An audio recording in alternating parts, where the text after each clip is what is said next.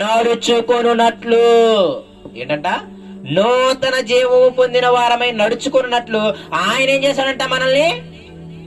మనము బాప్తిసం వల్ల మరణమును పాలు పొందుటకై ఆయనతో కూడా పాతి పెట్టబడితిమి.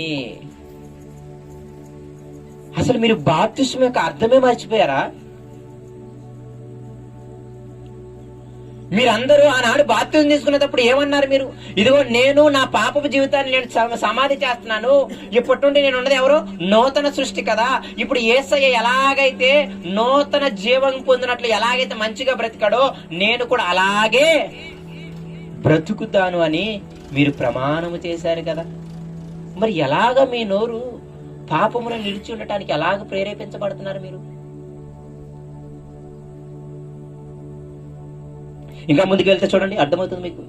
6వ వచనము, ఏమనగా 5వ వచనము, మరియు ఆయన మరణం యొక్క సాదృశ్యమందు ఆయనతో ఐక్యం గలవారమైన ఎడల ఆయన పునరుద్ధానం యొక్క సాదృశ్యమందు ఆయనతో ఐక్యం గలవారమైందుము.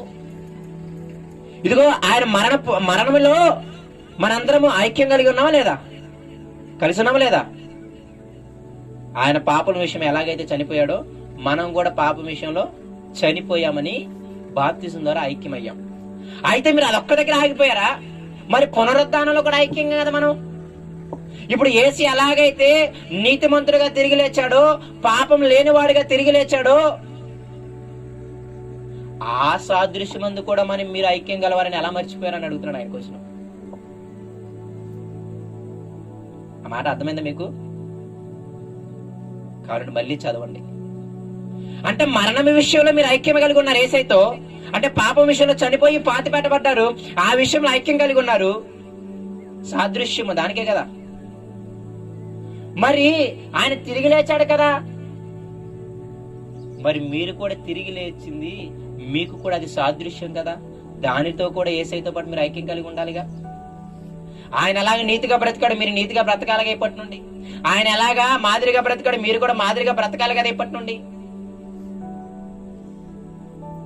తర్వాతి మాట 6వ వచనము, ఏమనగా మనమికను పాపమునకు దాసులము కాకున్నటకు పాప శరీరము నిరర్ధకమగునట్లు మన ప్రాచీన స్వభావము ఆయనతో కూడా సిలువ వేయబడినని ఎరుగుదుము.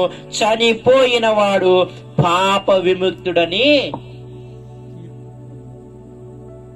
ఆ వచనాల సారాంశం ఏమిటంటే ఒకటే సారాంశం, ఆయన కృప విస్తరించాలి అని మీరు పాపమును నిలిచి ఉందాం అనుకుంటున్నారా? అట్లా అనరాదు అసలు.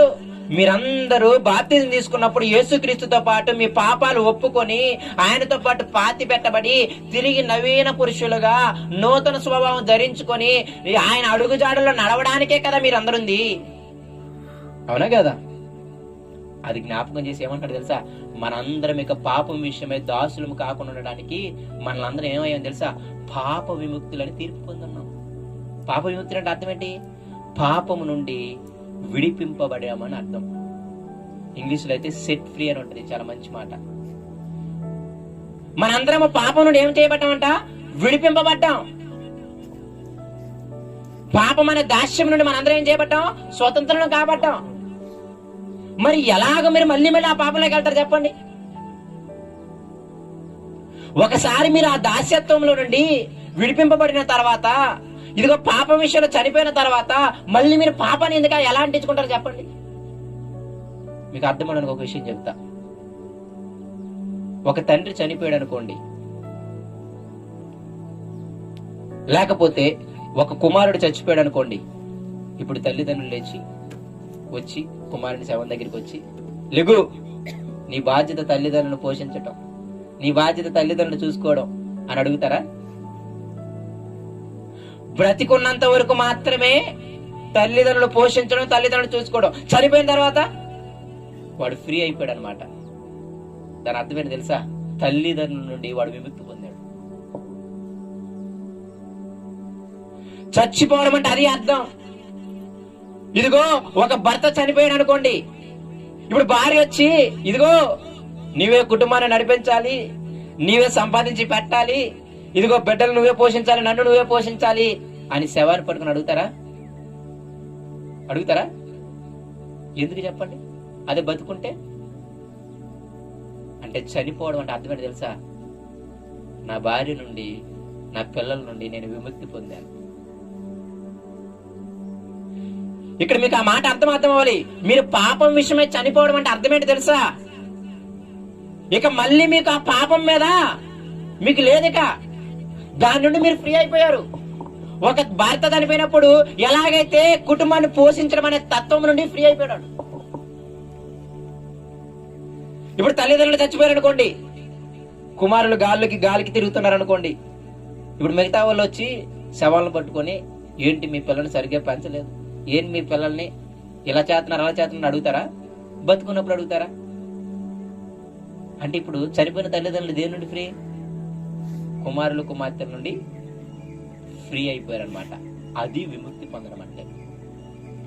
అంటే ఒక భర్త చనిపోయినప్పుడు ఇదిగో కుటుంబాన్ని పోషించాలనే ధర్మం నుండి వాడు ఫ్రీ అయిపోయాడు. ఆ దాస్యత్వం నుండి, మీ భాషలో చెప్పన్నాడు, భాషలో ఏం చెప్పనా, ఇక ఆ కుటుంబాన్ని, పిల్లల్ని, భార్యని పెంచాలనే దాస్యత్వం ఉందే, దాని నుండి వాడు ఫ్రీ అయిపోయాడు చచ్చిపోయి.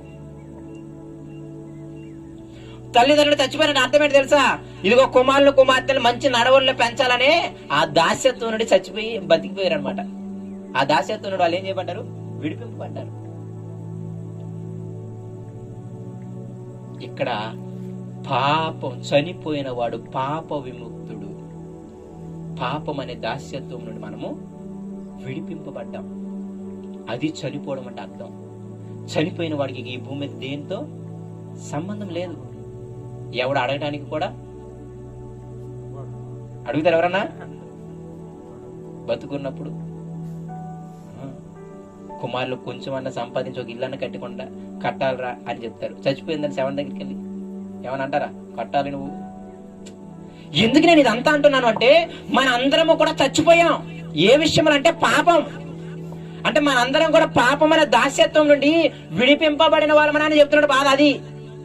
మరి పాపం నుండి విడిపోయాము, పాపంతో మనం పాపానికి దాసులుగా ఇంకా లేము మనము అని అలా చెబుతుంటే వాక్యము, మీరేంటి పాపం చేసినా పర్లేదు,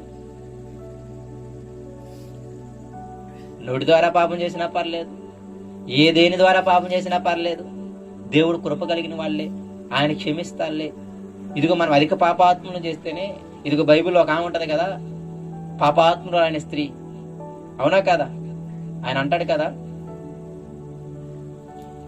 ఆమె అధికంగా పాపాలు చేసింది కాబట్టి అధికంగా క్షమించబడింది, అవునా కదా? అంతేనే కదా? కాబట్టి నేను కూడా అధికంగా పాపాలు చేస్తాను, కాబట్టి దేవుడిని దాని ద్వారా నేనేం చేస్తాను తెలుసా? దేవుడు ఎంత కృప కలిగిన వాడు ఈ సమాజానికి తెలియచేస్తాను అని అంటావేంటి? అది నువ్వు దేవుని నమ్మక ముందు పరిస్థితి. దేవుని నమ్మిన తర్వాత నీవు నేను పాపము నుండి విముక్తులయ్యాం. దానితో మనకి సంబంధం లేదు. ఈ మాట బాగా గుర్తుపెట్టుకోండి. చనిపోవడం అంటే అర్థం ఏంటంటే ఆ బాధ్యతల నుండి, నన్ను అడిగితే అది బాధ్యత కూడా కాదు, దాస్యత్వం మీరు గుర్తుపెట్టుకోండి. ఒక భర్త పోషించాలనే దాస్యత్వం నుండి విడిపింపబడ్డాడు. ఒక తల్లిదండ్రులు కుమారుని పెంచాలనే ఆ దాస్యత్వం నుండి విడిపింపబడ్డాడు వాడు. అలాగే నీవు నేను పాపము నుండి విడిపింపబడిన వాళ్ళం. మరి విడిపింపబడిన వాళ్ళం మళ్ళీ ఎలాగూ పాపం చేయడానికి మీరు వెళ్తారు చెప్పండి? అది ఆయన ప్రశ్న. మొదటి స్థితిని జ్ఞాపకం చేస్తున్నాడు. ఇన్ని సంవత్సరాలుగా విశ్వాసులుగా ఉంటూ ప్రారంభంలోనే కదా మీరు ప్రమాణం చేసింది, వచ్చిన ప్రారంభ స్థితిలోనే మీరు బాప్తిజం తీసుకున్నారు కదా, అది ఒకసారి జ్ఞాపకం చేసుకోండి. దాని అర్థం ఏంటి? నేను పాపం విషయంలో చనిపోయానయ్యా, ఇప్పుడు నీతి విషయంలో తిరిగి బ్రతుకుతున్నాను. నా ప్రాచీన పురుషుడు చచ్చిపోయాడయ్యా, ఇప్పుడు నేను నూతన పురుషుణ్ణి. నా ప్రాచీన స్వభావాన్ని సిలువేశానయ్యా, ఇప్పుడు నేను నూతన స్వభావం ధరించుకున్నాను. మరి ఇలా ఉంటే కృప విస్తరించాలని మీరు పాపం ఎలా నిలిచి ఉంటారు? అది ఆయన ప్రశ్న. మీరు చాలా జాగ్రత్తగా ఆలోచించండి ప్రియమైన దేవుని పిల్లారా. భూమి మీద అన్నిటికంటే భయంకరమైన పాపమే. నేను ఎన్నోసార్లు చెబుతున్నాను. పాపం అనగానే మీరు పదాజ్ఞలు ఒకటే గుర్తు పెట్టుకుంటే మీ అంత అవివేకులు ఎవరు లేరు. ఆజ్ఞ అతిక్రమమే పాపం. 66 పుస్తకాల ప్రతి వచనాన్ని మీరు తొంగి చూడకపోతే మీ మీద అనేకమైన నేరాలు మోపబడతాయి. కేసు పెరిగి కేసు పెరిగి కేసు పెరిగి కేసు పెరిగి చివరికి నువ్వు చచ్చిపోయేంతవరకు జైల్లో ఉండాల్సి వస్తుంది అనమాట. కాబట్టి ఆయన ఉద్దేశం ఒకటే, మీరందరూ యేసయ్యతో పాటు చనిపోయారయ్యా, ఇప్పుడు యేసయ్యతో పాటు తిరిగి లేచారు. మనల్ని ఎందుకు తిరిగి లేచాడు తెలుసా? దేవుని మహిమ కొరకంట. దేవుని మహిమపరచడానికి. మనం దేనికోసం? దేవుని మహిమపరచడానికి. ఎలా మహిమపరుస్తుంది దేవుణ్ణి చెప్పండి? యేసుక్రీస్తు వారు దేవుని మహిమపరచారా లేదా? ఎలా? ఆయనకి ఇచ్చిన పని చేసి. ఎలా? భూమి మీద పాపం చేయకుండా, నీతిగా బ్రతికి, స్వార్థం లేకుండా, ధనాపేక్ష లేకుండా, తన శరీరాన్ని వ్యభిచారానికి అప్పగించుకోకుండా, తన ఆలోచనలు తప్పు చేయకుండా, తన అవయవాలతో తప్పు చేయకుండా, మిగతా విశ్వాసులందరికీ మాదిరిగా ఉంటూ ఏం చేశాడు? దేవుణ్ణి మహిమపరిచాడు. మహిమపరచడం అంటే అదే అర్థం. దేవుడు ఎలాగైతే పరిశుద్ధుడిగా ఉన్నాడో, నీవు నేను కూడా పరిశుద్ధుడిగా ఉంటే ఆయన నామాన్ని మహిమపరచాలి. మహిమపరచడం అంటే మీ భాషలో చెప్పాలంటే పేరు నిలబెట్టడం. ఏంటిది? పేరు నిలబెట్టడం అనమాట. మీ నాన్న మంచోడు కదా, ఆయన పేరు నిలబెట్టండి రా బాబు అని అనమాట. అంతేనే కదా మనం అప్పుడప్పుడు ఈ పదాలు వాడుతుంటాం.